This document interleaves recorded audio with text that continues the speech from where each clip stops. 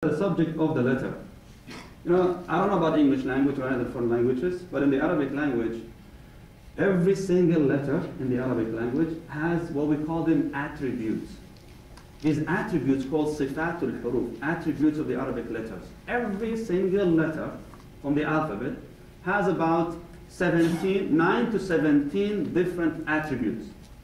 You talk about it, and those who study what we call tajweed, means that the perfect pronunciation of the Quran, because it's art, you have to learn the pronunciation of the Quran in a specific way to make it to sound beautiful. So those who study the tajweed means that the perfection of the recitation of the Quran, they have to go through the training or learning the makharij, which means the articulating points of the Arabic alphabet and the attributes of every single letter. So the Arabic alphabets, they come out from different articulating points that starts from the bottom in the throat all the way to the lips. The deeper you go, the harder the pronunciation becomes. And the farther you come out, closer to the teeth and the lips, the easier the pronunciation will become. So of the most difficult letters in the Arabic language are 6 letters that come from the throat, below the throat, and they are al-hamzatu wal-ha. When you say ah, when you say ha, when you say ha, when you say ha, when you say kha and gha. The close in pronunciation, I'm sure many of you are probably having trouble making difference between what did he say, what did he just say? If you want to try it, go ahead, try. Can you say ah? Okay, that's easy because we have it in English. How about saying ha? Simple. Okay, let's move on forward a little bit. Try saying ha. Now we're getting in trouble. Okay, add a dot on top of this becomes kha. Okay, now this becomes now very difficult. How about saying ah? Okay, very good. Then say ra. The French pronunciation for ra, for R in English. So this is ra. It's a very also comes from the throat. These letters come from the throat. As you move forward, you have the letters come out until you reach the lips. So it's not like in some languages. Actually, I learned the Serbo-Croatian language in Europe. And most of the language comes out from the front. They use a lot of their lips, their teeth, and the tip of their tongues. So like they have a lot of like ch, and then you have l, all these kind of letters. For me, I had a hard time learning the differences until I mastered that somehow. But eventually, they use most of the language from the front. In the Arabic language, you use all aspects of your mouth to create the sounds. So sometimes you have to blow the air and using your cheeks.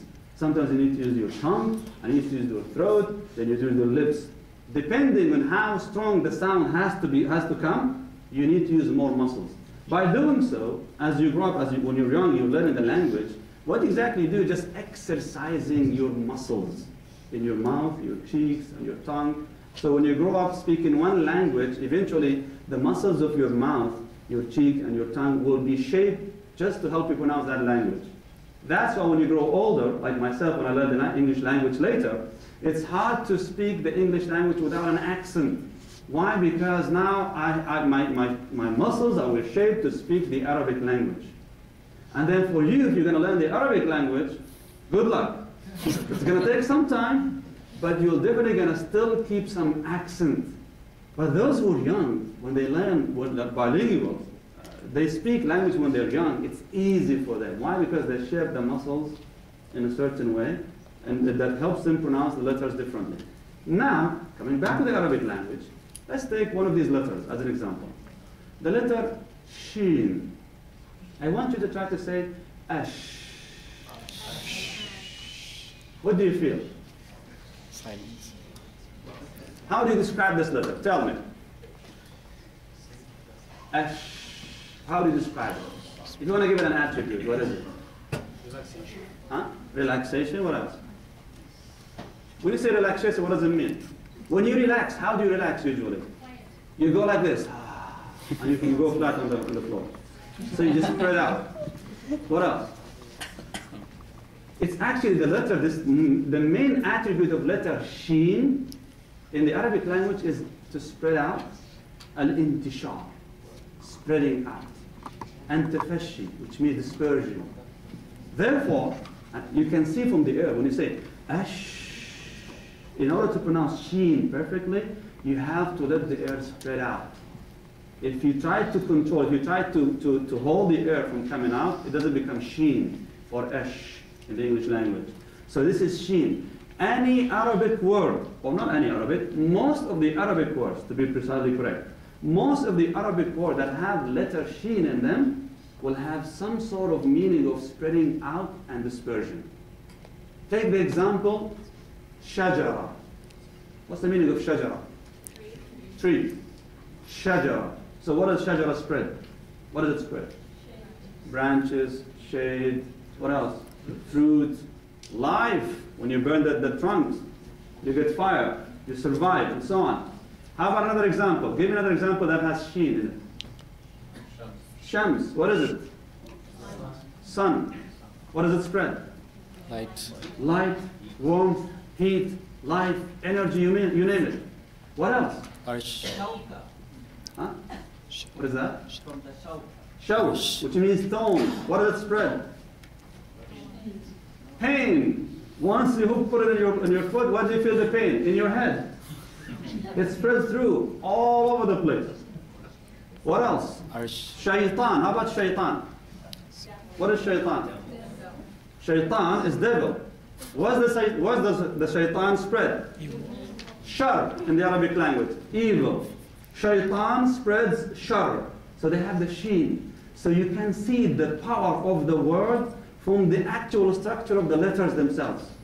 If you use the wrong letters, it won't sound right, and it won't give the exact strong meaning. You know, when you hear someone speak in the Arabic language, but they still have a very heavy accent in it, you would not enjoy the meanings of the Quran because he or she is not sending the strong message of the language.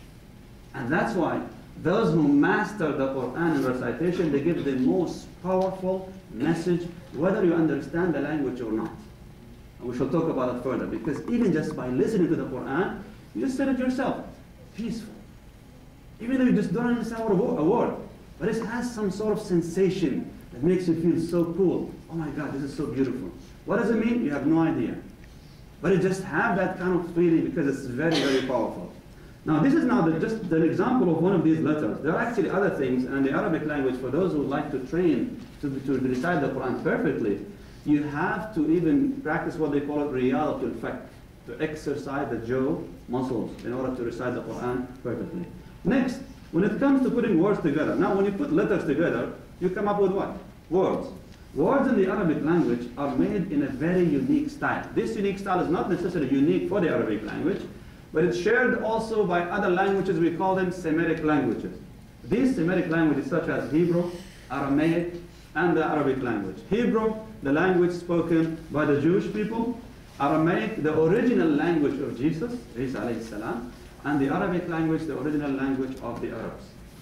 They all spoke the same style in terms of pronunciation and the structure. They call it again Semitic languages. One of the unique styles of the Semitic languages is that it writes from right to left. Even Aramaic writes from right to left. Why is that? Because ancient languages began by grabbing a chisel and a hammer. And you have a chisel and a hammer, how would you go? Would you go right to left or left to right? Which is easier for you? If you try to go like this, try it. Try to grab the chisel in your left hand, and your right hand you have a hammer, and try to go left to right. It's very hard. So you have to go right to left. So almost ancient languages, they go like that. Chinese and Japanese and these languages, they go up and down, right, left, right, because they're pictures.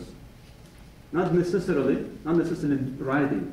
In the Arabic language, Aramaic language, and Hebrew language, the calligraphy is actually drawing. You see in the Arabic language there are no straight lines, except recently they start making the alif straight. Usually it's drawing. So when you put these words together, letters together, you create specific systems. The Semitic system is that you have triliteral root system. Every single